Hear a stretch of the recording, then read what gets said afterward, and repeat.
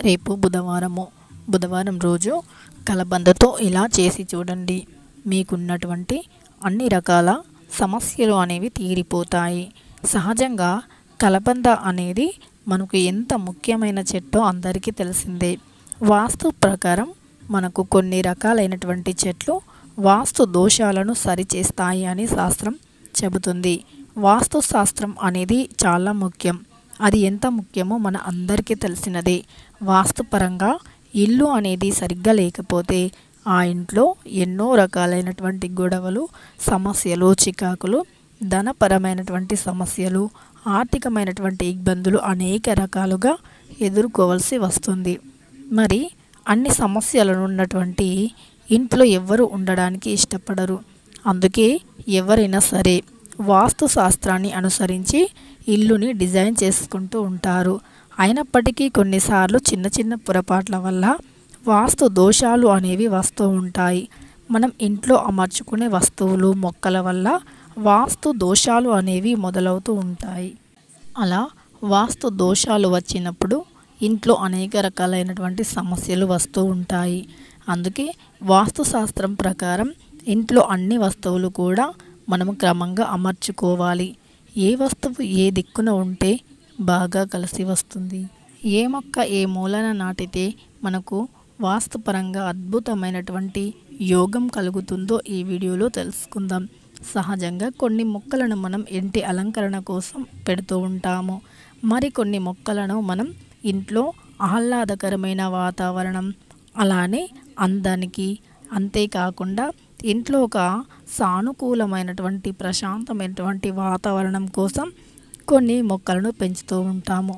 మరికొన్ని మొక్కలు మన ఇంట్లో వాస్తు దోషాలను సరిచేయడానికి, అలానే మన ఇంట్లో స్థితిగతులు బాగుండాలి అని, ఆర్థిక పరిస్థితి అనేది బాగుండాలి అని, ఇంట్లో ధనవర్షం కురవాలి అని, మన సంపద పెరగాలి అని కొన్ని మొక్కలు పెడుతూ ఉంటాము.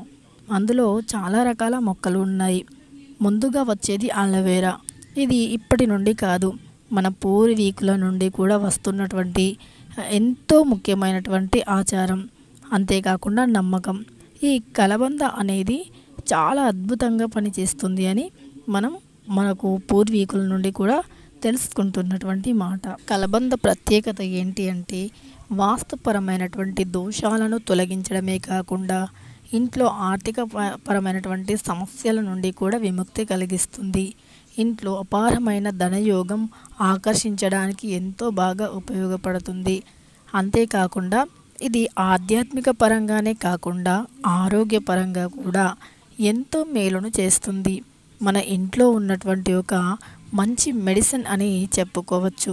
అన్ని సమస్యలకి ఈ అలోవెరా బాగా పనిచేస్తుంది అని చెప్పుకోవచ్చు. ఈ అలోవెరా అనేది అరిసెములకు కూడా బాగా పనిచేస్తుంది. మన శరీరంలో ఉన్నటువంటి వేడిని తగ్గిస్తుంది. చాలామంది వేడితో బాధపడుతూ ఉంటారు. మన శరీరంలో ఉష్ణోగ్రత శాతం అనేది ఎక్కువగా అయినప్పుడు మనకు చాలా రకాల సమస్యలు వస్తూ ఉంటాయి. కొంతమందికి సంతానం కలగదు ఆ వేడి వల్లే. అలానే మరికొంతమందికి పైల్స్ వస్తూ ఉంటాయి. ఇంకా కొంతమందికి యూరిన్లో మంట, రకరకాలైనటువంటి సమస్యలు మొదలవుతూ ఉంటాయి. ఇక అంతేకాకుండా ముఖం పైన మొటిమలు, మచ్చలు, ఇంకా జుట్టుకి కూడా మంచి రంగునిస్తుంది. జుట్టు బాగా పెరగడానికి ఉపయోగపడుతుంది. అంతేకాకుండా చర్మకాంతిని పెంచుతుంది. ఇక ఇలా చెప్పుకుంటూ పోతే ఎన్నో రకాలైనటువంటి సమస్యలను నయం చేస్తుంది ఈ కలబంద.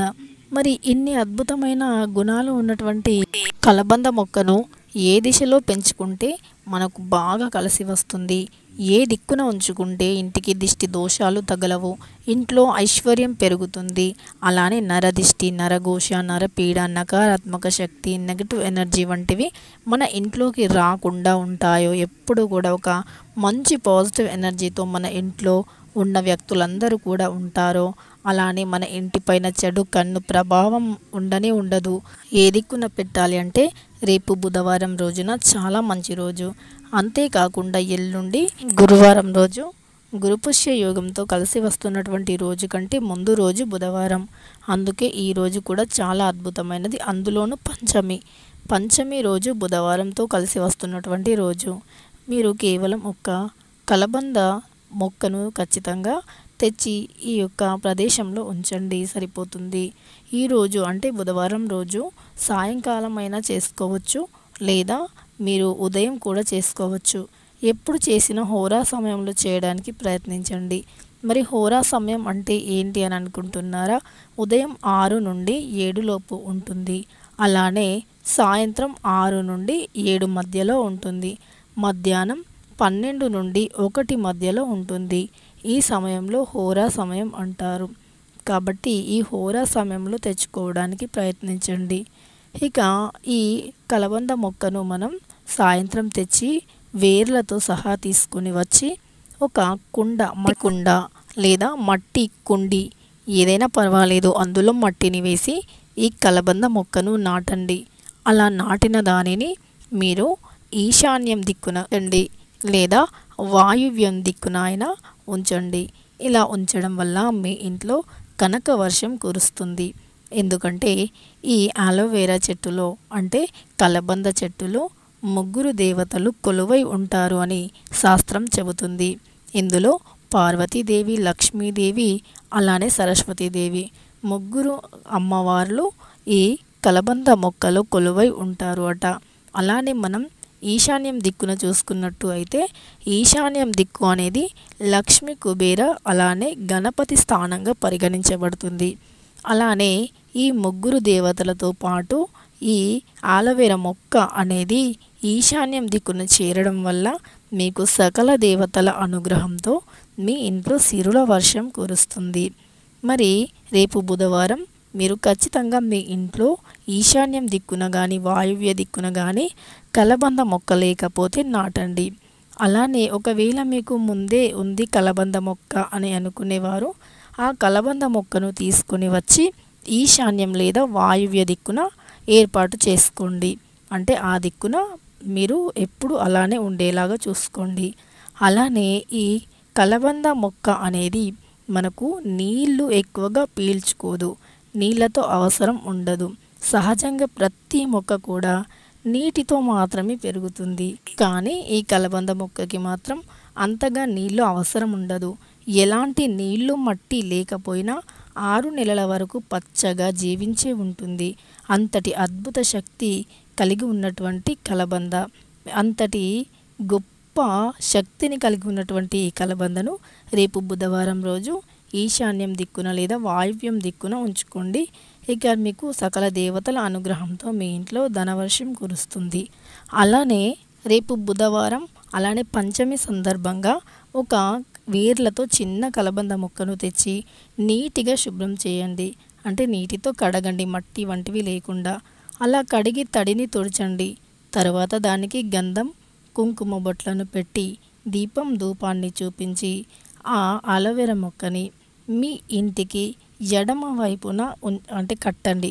మీ సింహద్వారానికి ఎడమ వైపున కట్టండి. ఇలా చేయడం వల్ల మీకు అస్సలు నరదృష్టి అనేది తగలదు. మీకున్నటువంటి దిష్టి దోషాలు కూడా తొలగిపోతాయి. నకారాత్మక శక్తి అనేది అసలు మీ దరిదాపుల్లో కూడా ఉండదు. మనకు మెయిన్ సింహద్వారమే కదా, ప్రతి దానికి మనం వెళ్ళేటప్పుడు వచ్చేటప్పుడు సింహద్వారం నుండే కదా వెళ్తాం. అలా వెళ్ళినప్పుడు మన ప్రతి పనిలో విజయం కలుగుతుంది, అద్భుతమైన ఘన విజయాన్ని సాధించగలుగుతాం. కాబట్టి ఇలా మీరు ఉంచుకోవడానికి ప్రయత్నించండి. మరి మనీ ప్లాంట్ని మాత్రం ఆగ్నేయ దిక్కులోనే పెంచుకోవాలి. ఈ మనీ ప్లాంట్కి మాత్రం ఆగ్నేయ దిక్కే మంచి ప్లేస్ అని చెప్పుకోవచ్చు.